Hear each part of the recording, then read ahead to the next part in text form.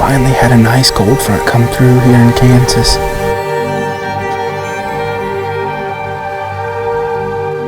We're going after one big buck tonight.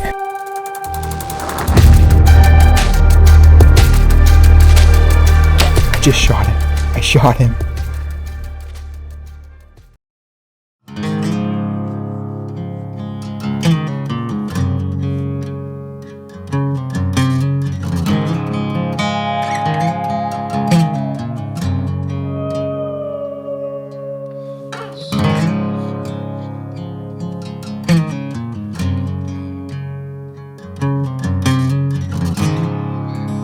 So the story of Triple goes all the way back to the year of 2022. At that time, my brother Jake was living in Utah, and he came back for a week to hunt, and he actually laid eyes on this deer. At this time, the deer was a young deer. It had split G2s on both sides, and Jake knew he wasn't going to shoot it, but it was definitely neat to see this deer. It was moving through the trees looking for a doe. Once again, it was a young deer at the time, but for that year, we knew we weren't going to shoot him, so we didn't really pay much attention to him. And then the year of 2023 comes around. We've got trail cameras out in the summer, and sure enough, we can tell it's him. Once again, both G2s are split. Did gain a little mass, gained a little bit of tine length, but we knew at this time he probably still wasn't a shooter. Needed to let him go another year. We did eventually, as the year went on, we laid eyes on him on December 10th. I was sitting in what we call the South Point stand, and sure enough, to my south, we had Milo out in the field at that time. He came out with a couple other deer, was feeding in the Milo. Was a very neat encounter, great to see him, but once again, we knew he was a younger deer at the time and didn't want to take a shot. So about a week goes on, and he actually loses one of his antlers. So it's about December 20th, and he's already shed one. So we were a little worried that maybe he was sick. That seemed a little early to be losing antlers already, but there was nothing we could do. So the year 2024 comes around, and we've got trail cameras out in the summer, and sure enough, we started getting pictures of him. And one of his sides, one of his G2s actually went to a triple. The other one was still just split. So we knew this deer had gained some tine length once again. His mass was a lot bigger, and it was a deer we definitely wanted to target. So the summer goes on, we get quite a few pictures of him. The fall comes, September, we get a few photos, and then he just disappears. And we don't see this deer for probably a month. And Jake and I were starting to get a little worried. Did EHD get him? Did someone shoot him? You know, what happened to this deer? So I knew he liked the south end of our property, so I went up and put up a trail camera there at the end of November. And sure enough, as luck would have it, that day at 3 p.m. he shows up. And we're getting pretty excited. We know he's around, and we know we have a chance at him. We still have a month to hunt. So we're looking forward to it. We get out there as much as we can, but we never lay eyes on him in person. We have him on trail camera quite a bit, but we never can see this deer. So we go out and look for his sheds come February, and sure enough, we find one of his antlers on our property. It was great to find. It was very neat to see. We knew this deer would probably be back in 2025. So the year 2025 comes around. It's the summer. We get out a few cameras, but Jake and I both got married, so we were a little busy with that. We knew that it was going to be tough to really get much intel on what we had on our property that year. So 2025 comes around. We don't know if he's out there. We're not sure what's going on. And sure enough, October 22nd, he finally shows up. We get a picture of him. We can tell that he's gained more mass, and his tines are definitely taller. He no longer had a triple on his G2. They were just straight up and down, no splits or anything. So he starts showing up consistently at the beginning of November, about November 3rd. So Jake and I, we get prepared. We're planning to go out the evening of November 4th. It's going to be our first sit for him this year, and we head out. It's time to set up a stand and see what happens.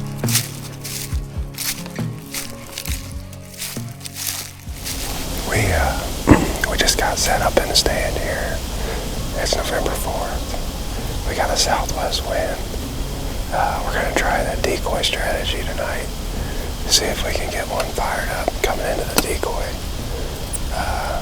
We bumped a doe that was bedded just real close here. Hopefully that doesn't mess us up, but time will tell.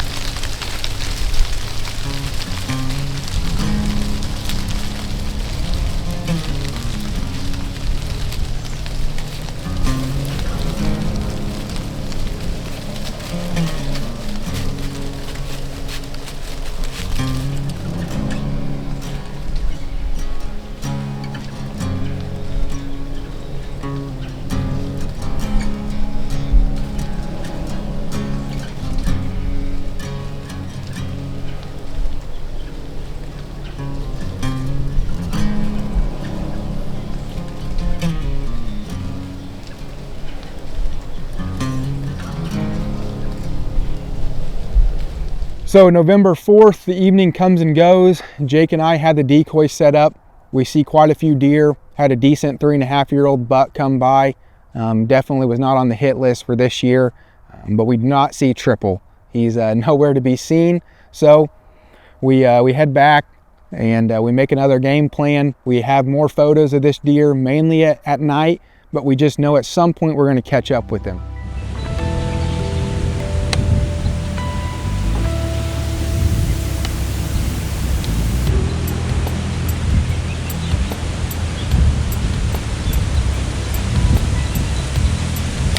It is November 9th. We finally had a nice cold front come through here in Kansas.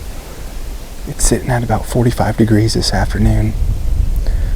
I was hunting a couple days ago in this same stand and had a couple bucks pushing the doe by.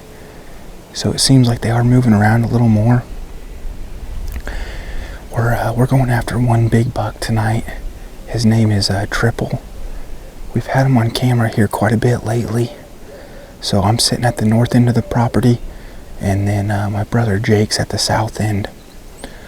So we're gonna see if one of us can get an eye on him tonight and see if we can't get him to come in. We do have the antlers up in the stand. Jake does have a decoy out as well. So we're hoping that he's moving around a little bit tonight, and we're gonna see what happens. I am self-filming tonight, so bear with me on the footage, but I'm gonna do my best, and hopefully the deer are moving.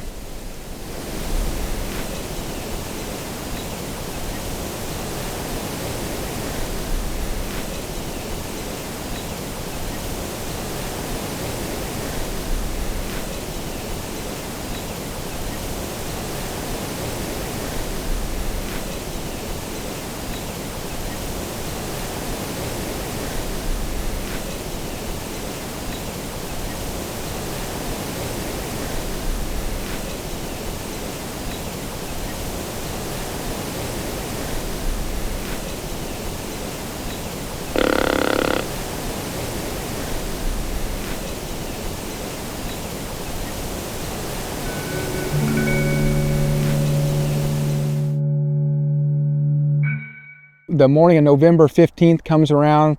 I go out and hunt and see a lot of bucks trying to find does. I don't see any does actually, just a lot of young bucks, but I don't ever see Triple. So I'm back to the evenings now, and I'm gonna do my best to try to find this deer. The evening of November 18th comes around, and I told Jake, hey, I'm gonna try to be in the stand tonight. There's obviously a chance, we never know with this deer, and he lets me know that he's not going to be able to make it, but I'm still going to go.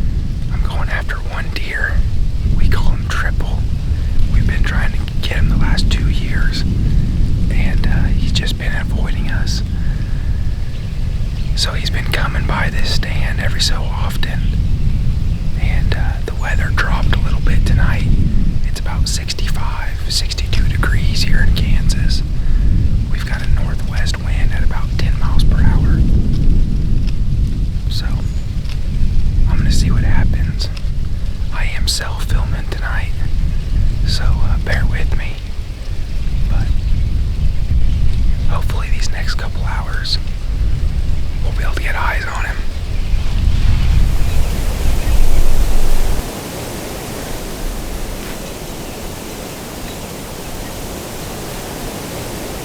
The evening goes along, I don't see any deer, and then about 30 minutes before legal shooting light was over, I look up to my south where I think he's coming from, and sure enough, there's a buck coming through the uncut bean field.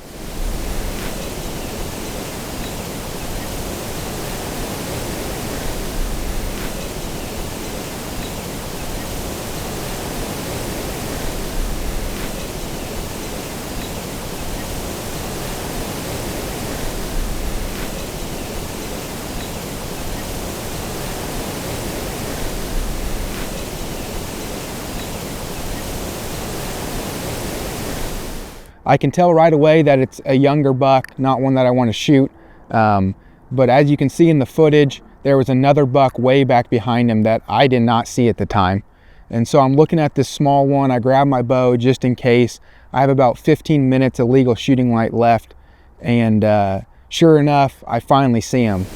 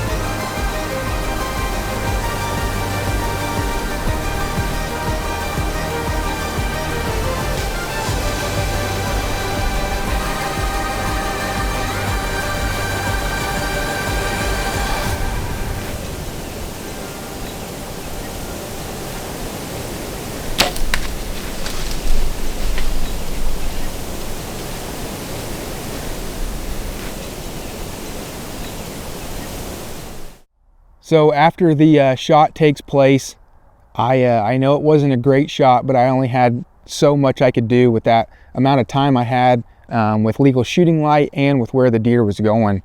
So I know the shot is forward and a little low, but I know it hit him. But after he runs out there, I don't see him. I can't find him, and it's getting late. The camera can no longer see, it's too dark for it, but I see him eventually go back across the field, and I can tell he's limping pretty good, and I'm a little worried that I shot him in the shoulder. So I get back to the truck, I make the decision that tonight's not the night to look for him. I do not want to push this deer, so I make the decision that the next morning was going to be the best opportunity to find him.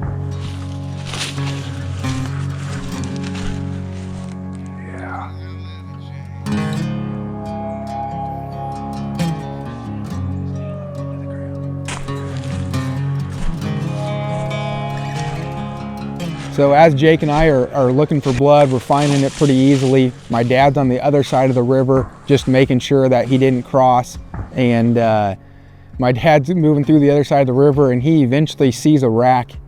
And he doesn't say anything, but at this point he knows the deer is dead, and he can see that it is triple. And at this point, Jake and I do not know. So my dad gets his iPhone out and starts recording, and it was a pretty special moment. He could see the deer the whole time, and after about a 100-yard track job, Jake and I walk up on this deer. Really? Yeah. Nice.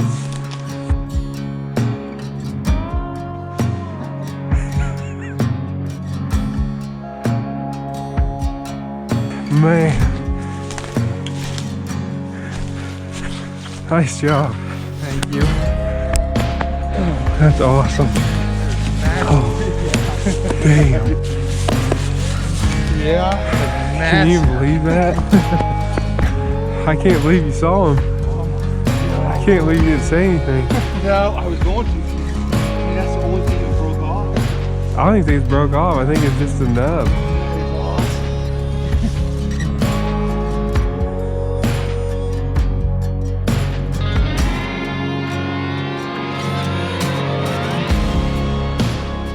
So it was very special to see my dad there videoing the whole thing. He knew what we were going to run up on him and find him, and we can't thank Triple enough for giving us these experiences over the past 4 years.